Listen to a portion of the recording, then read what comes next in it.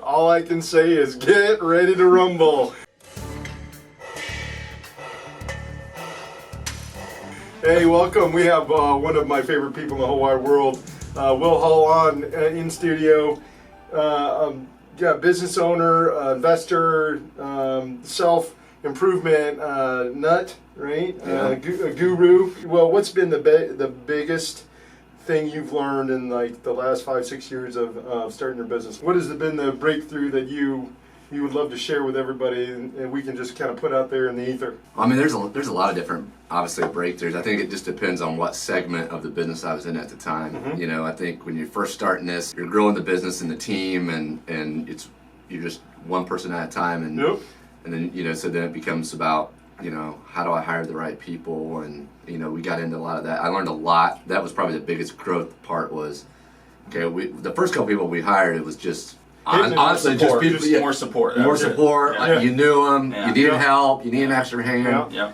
And so you did that, and then you started being like, I should probably be a little bit more strategic about this. Mm-hmm. Uh-huh. And you get into whether it's the the disc or whatever you would whatever you would tools, use, yeah. the tools Yeah. to kind of really do that. So I think that was a big part of it, and then it becomes all about really running a team and getting everybody to play at a certain level. So you guys missed this. I've already got a hard time on both sides out of these guys. I've already had coffee spilled on me. I've been assaulted with caffeine.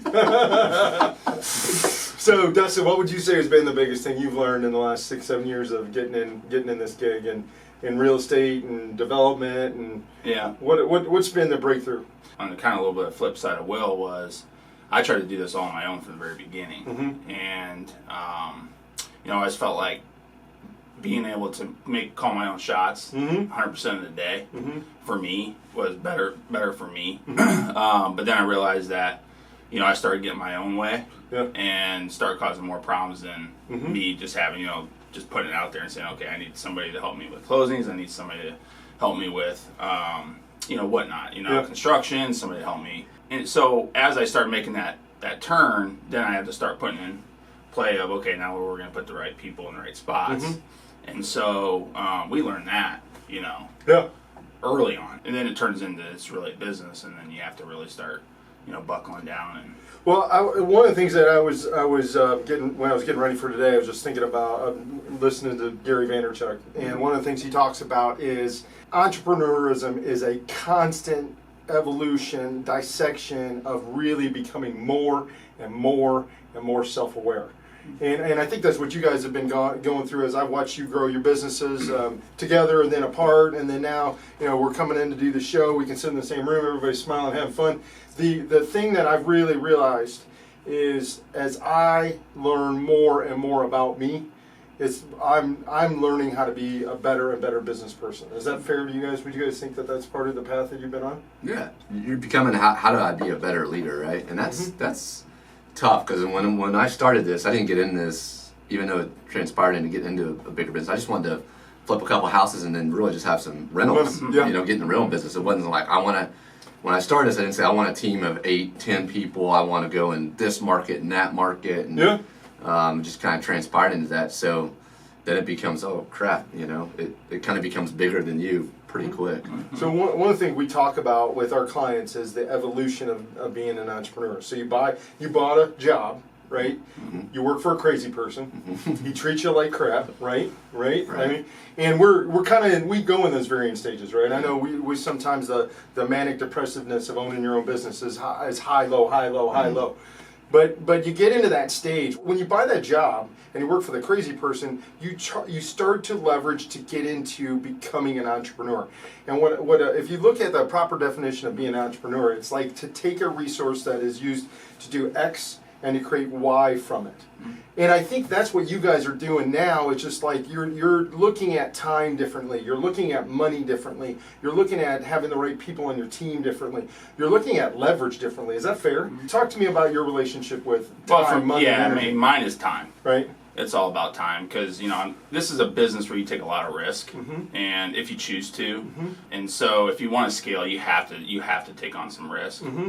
Financially wise, and so the only thing I look at that, I'm like, okay, if I'm gonna take that amount of risk on, then I better have some time. Mm-hmm. So And it's so much in the money. I mean, the money comes if you do things the right way. Yeah. But time for me is like, I have 3 children that are, in travel sports, and so we're traveling all over creation just to go see them play sports.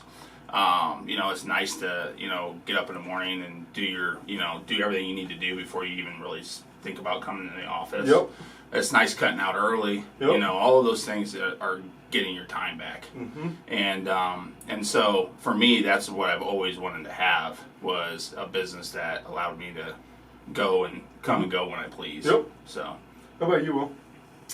Yeah, I think it's the same thing. I think it's funny because now you hear I feel like the 2 years ago you heard everybody about scaling, getting bigger, growing a team. How do you build a team? And now if you get around a lot of in our industry, anyways, everybody's talking about the opposite. The lifestyle. Lifestyle wasn't. It's now it's becoming more about time, and because I think what happened was everybody went through the same thing. Everybody scaled at the same time, and everybody wanted it, and then everybody realized, oh crap.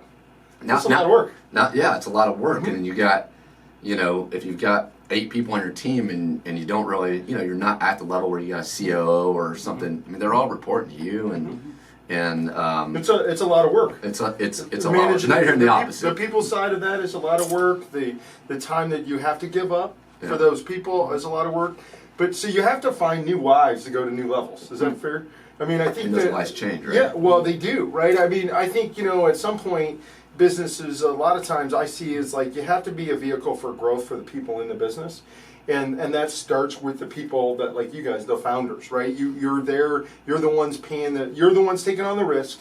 You're the ones leveraging. You're the ones that have to make payroll when you don't have the money, right? I mean, and we do that. But then at some point in time, the business gets to that point where it needs to leverage for the other people that are below that to go to the next level, right? And either that or you lose talent, or you breed your competition. You spin up your own businesses. How do you find the why to go to the next level? What's that been like for you guys? Well, it hasn't been easy. Yeah, it hasn't because we've had many debates on here on the why stuff.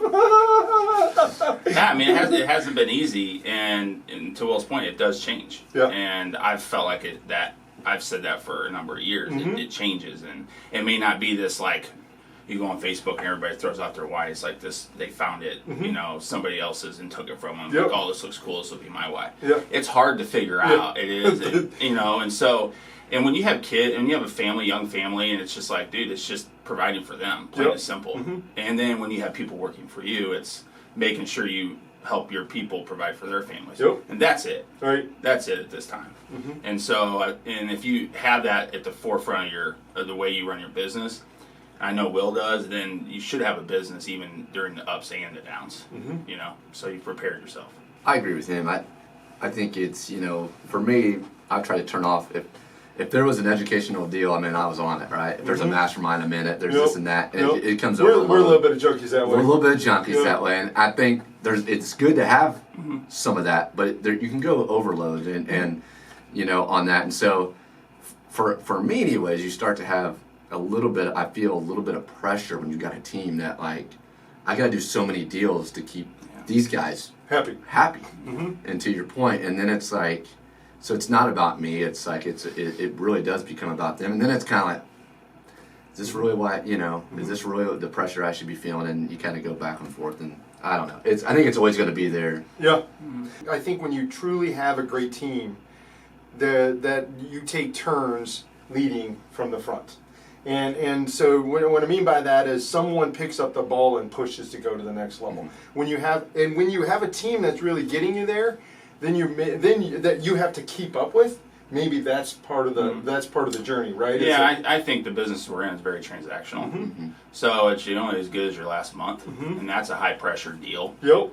And so that alone's an amount of pressure that a lot of people don't realize. There's not a reoccurring revenue model here in the flipping side, right? Well, and the only saving grace for our business is because. Dealing in the wholesale space of real estate, you always have, if it's a good deal, you're always going to have an investor, that'll buy it. And so you may have an investor that'll buy one from you every single month. And if you get 10 of those guys, you have a pretty good, platform for the rest of your year. But at the same time, it's like, okay, when you're in a very competitive market, we got to try to find those houses. And I think if you go back to the point of a couple of years ago, it was about let's have a big team, and it's because there's a lot of deals out there. Yeah. And now it's come down. Yeah. We're spending a lot of money to get less deals. Yeah. And so now you're like, okay, where do we have to scale back? And those are no fun decisions. Well, I think we're with you guys in both your businesses and the different stages you're at, whether it's NuParadox or Ironclad. One of the things we're talking about a lot is those two things can be mutually exclusive. That having that competitive advantage. I went and saw a speaker who was talking about how there are different companies that have different kinds of unfair competitive advantages. One is a culture advantage, or they create a product differentiation advantage that is truly something that you feel when you go be a part of the team. Apple's got that. When you walk into an Apple store, you know you're in something different, right? It feels different. It's got this different thing. When you walk it, but Facebook has a asset advantage. Both companies are worth crazy amounts of money, right? But the asset that Facebook has built is a unfair competitive advantage. And if you interview employees of both organizations, it's a very different way to feel where you work. One is building an asset advantage. The other is building kind of a cultural product advantage. I mean, you and I had this conversation. I think sometimes you really just got to be honest with the DNA of who you are and what you're building. And that's what you guys are kind of figuring out as you evolve, is what is that thing that we're building that we're going to be that makes us that makes our unfair advantage an unfair advantage. What would you guys say is your unfair advantage now? Our ability to provide value Okay. to our clients, multiple ways. It's not just buying an asset. This is how do you take care of your asset. And so being able to walk our clients, hey, I want to get into this space, but I don't have the money, or I have very little money. How do I do this? And then it's educating them. It's not just, hey, here's a house and go buy it, or it's not that anymore. It's okay, so because there's so many investors out of state now, and they're trying to scale in a market they don't live in, right? And that's really hard to do. Yeah. And so when we were partners, we really put together a good team for our investors, which allowed us to sell more houses. Yeah. And so we both continue to keep that model, even being separate now. I mean, we've kept that model, and I'm sure that there's probably 3 or 4 houses a month that we sell only because we provide extra value. I totally agree. Yeah. How about you? Yeah, I mean, I think it's the same thing. I think it's the people and on the acquisition side and the disposition side. I think is Dustin's primarily talking about the disposition side, but I think the acquisition side is obviously equally important. Is like, to Dustin's point, is a lot of our competitors are out of state, and they don't. It's about we're buying problems, we're not buying houses. Well, I think one of the things that you guys both do that's brilliant, and I'm working on this with 3 of the companies I'm working with now, is the insight, and I'm going to project this onto you that maybe you guys don't know that you made it, is that you found a customer who was underserved and had problems they didn't even know they had, right?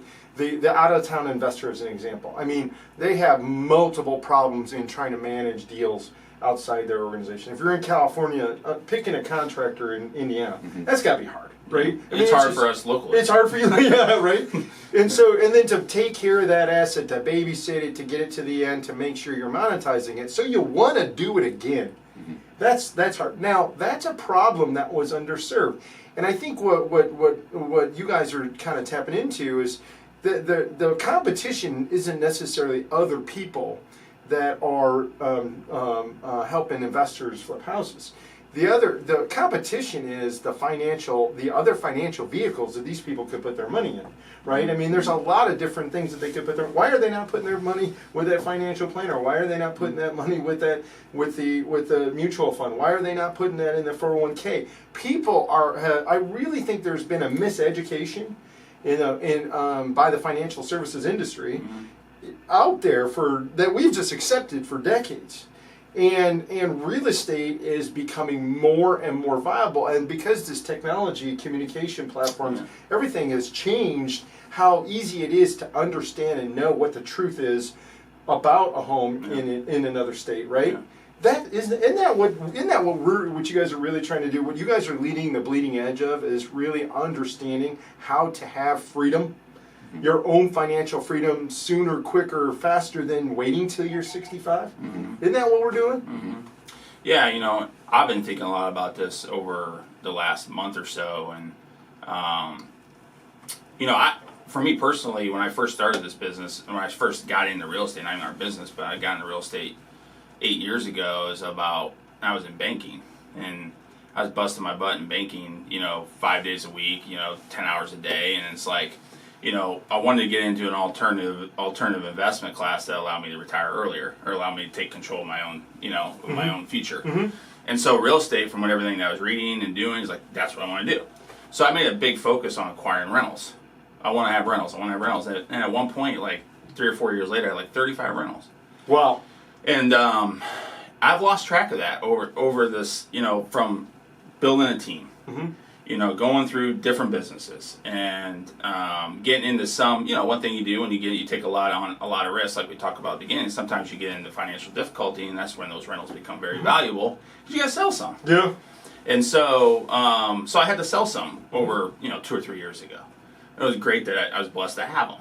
And so I was able to do that. And now I'm looking back, I'm like, over the last couple of years where it's been good, I haven't got enough rentals. And so now it's like, okay, how do I balance? Right. How do I balance preparing bring your recurring revenue model back? Yeah, right? So then it's like, okay, when we do have a downturn, which is coming, you know, who knows when, but it is coming, like, I'm fine. We're fine, because we have different parts of our business that are doing different things, as opposed to just being a very transactional business. And so I know over the next year or 2 years for me, it's going to be that massive refocus on, it's time to go buy some rentals again.